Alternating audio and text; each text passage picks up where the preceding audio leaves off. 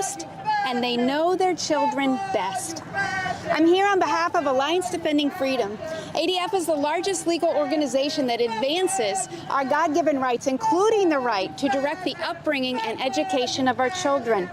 And we are privileged to become and be a part of this powerfully growing movement to defend parental rights, which has made tremendous strides over the last 100 years. Of the institutions that God created, the family, the church, and the government, we must remember that it is the family that came first. When our laws and our culture recognize this truth, individuals, communities, and this nation flourish. But today, unlike perhaps any other time in our history, parental rights are facing relentless attack, particularly in our public education system. All the while, we see religious education is thriving, classical education is expanding, homeschooling is the practice of millions of families. Parents need more options, not fewer. That is why at ADF we recently sued the Oklahoma Attorney General all the way to the Supreme Court because he refused to allow the existence of religious charter schools in the program. And while the court unfortunately recently tied 4-4 in a deadlock, such rank discrimination as described by Justice Kavanaugh at the oral argument will face future legal challenge. And we must realize that the worsening threats to parental choice, to parental rights, make the issue of school choice all the more urgent. Consider for a minute ADF client Dan and Jennifer Mead. Their school district in Michigan treated their daughter as a boy without their knowledge or their consent. The school staff referred to her by male names, male pronouns, all the while using her real name with their parents in an intent to deceive them. They only discovered this deception when the school failed to switch back their daughter's name on a report that was sent home. As good parents, they withdrew their child from the school. As good citizens, they sued that school. And while Dan was able to quit his job in order to homeschool their daughter to help bring healing, not every family has the means to do this. Parents need options. And it wasn't an isolated case. I could cite to you dozens of stories of people like Jennifer Bitsatsky, another ADF client. She trusted a school counselor and teachers who told her that they would help her 12-year-old daughter overcome anxiety and depression. But she too was deceived by the school. Not only did they treat her daughter as a boy, they directed medical providers to help assist her in a gender transition.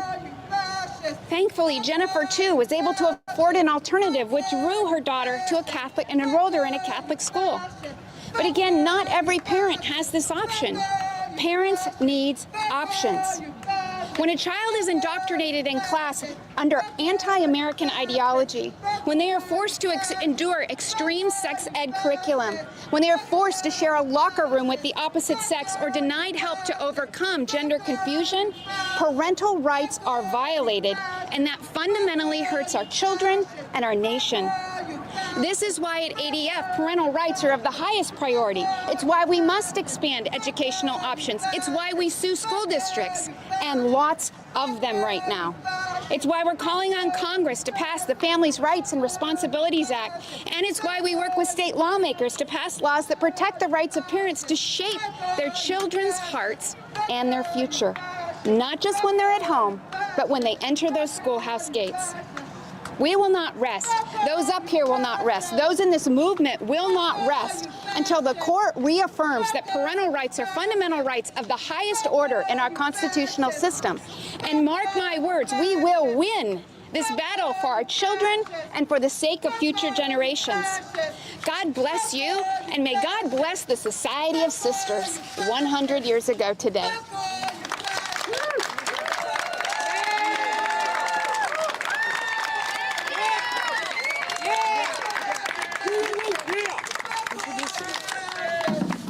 Hi, everyone. Sarah Parshall-Perry. I'm Vice President and Legal Counsel for Defending Education, formerly Parents Defending Education. The parents are still there, but we're in higher education now, so UC Berkeley, you better watch out. Today is a good day. Today we celebrate the 100th anniversary of a cornerstone of American liberty, the fundamental right of parents to direct the upbringing and education of their children. This right, affirmed by the Supreme Court in Pierce versus Society of Sisters, stands as a testament to the essential role that the family plays in shaping the future of society and Western civilization. Pierce should be celebrated by everyone committed to liberty and individual government. In 1922, Oregon voters passed the Compulsory Education Act. Fun fact, it was backed by the Ku Klux Klan. It aimed to eliminate private and religious schools and assimilate religious parents into public education, stripping them of their right to be able to choose the best educational opportunity for those children. But thanks to the courage of its challengers, the Supreme Court unanimously struck it down, saying that yes, the act did violate the liberty of parents to direct their children's upbringing. And in so doing, it reminded the state that it should never believe it owns the nation's children.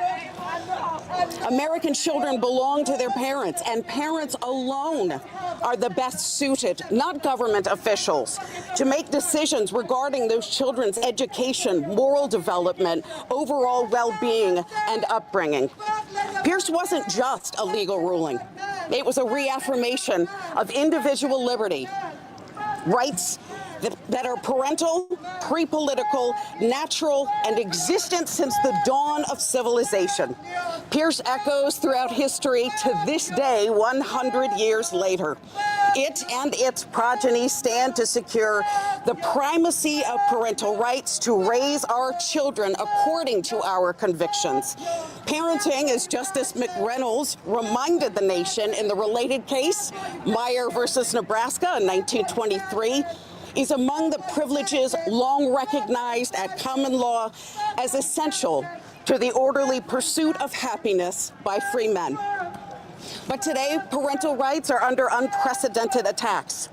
In a few weeks, the court behind us will determine a case, Mahmoud versus Taylor, in which it will be answering the question of whether or not Montgomery County Public Schools' failure to allow opt-outs for religious parents for LGBTQ-themed curriculum for 4- and 5-year-olds was a violation of those parental rights. More than 1,200 school districts across the country hide gender identity information of minor children from their parents, many openly lying about those children's gender identity. That puts 12 million American school kids in the crosshairs between the school and the parents. The parents, we know, who know best. Washington State permits minors 13 and older to receive so-called gender-affirming care without parental input, processes that often start in Washington State community schools at their health clinics. 29 states and the District of Columbia permit sexual orientation and gender identity determinations when making foster care placements for needy children. Families pre-exist the state. They are not political entities. They are not in partnership with the federal government or the state government. Schools of any kind exist to support parents in their educational responsibilities, but they remain subordinate to parents. No Joe Biden, no Randy Weingarten, no Becky Pringle, no Hillary Clinton. They don't belong to all of us. I have the stretch marks to prove it.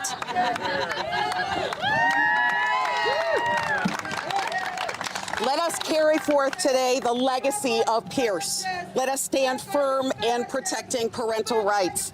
Let us always remember that a child's greatest educators, its greatest advocates, are the loving parents who guide them with wisdom, care, and unwavering dedication.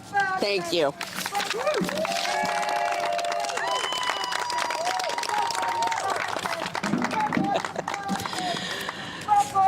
All right, well, good afternoon, everybody. I'm Congresswoman Kat Kamak, proudly representing Florida's 3rd Congressional District, but also here representing the sunshine and free state of Florida. Yeah. I want to thank Moms for Liberty and all our amazing parents, but also colleagues that I have the distinct honor to serve with for being here. Your advocacy is incredible. and we simply couldn't do it without you. I'd also like to thank our lone protester for highlighting the mental health crisis in our country.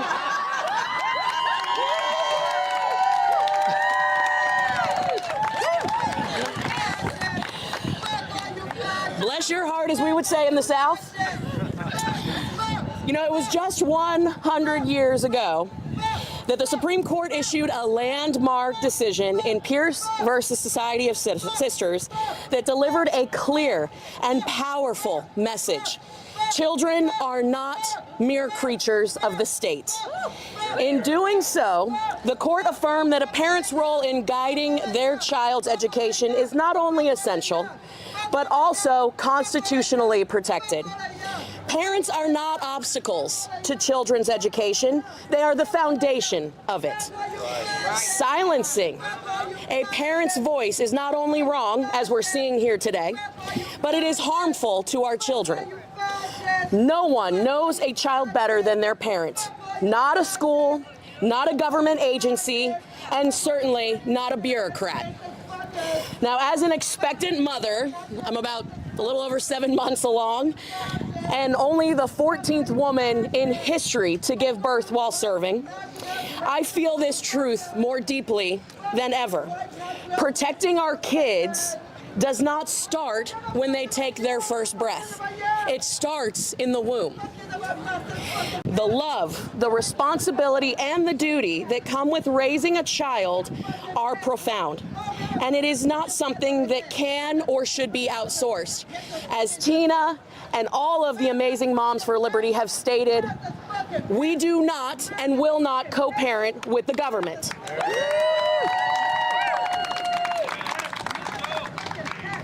This is why we all proudly supported the Parents' Bill of Rights Act and other pro-parent legislation that is common sense, restores transparency and accountability in our schools.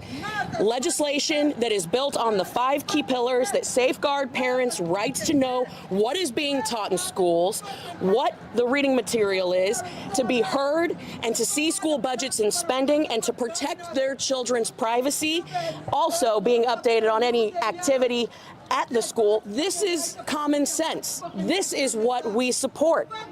So again, it is truly an honor to be here to support our incredible parents in the defense of a parent's fundamental right to love, protect, and lead their child through life.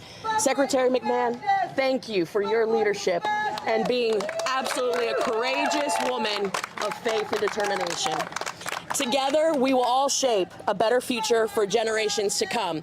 And to bring it home, I gotta bring up Miss Tina.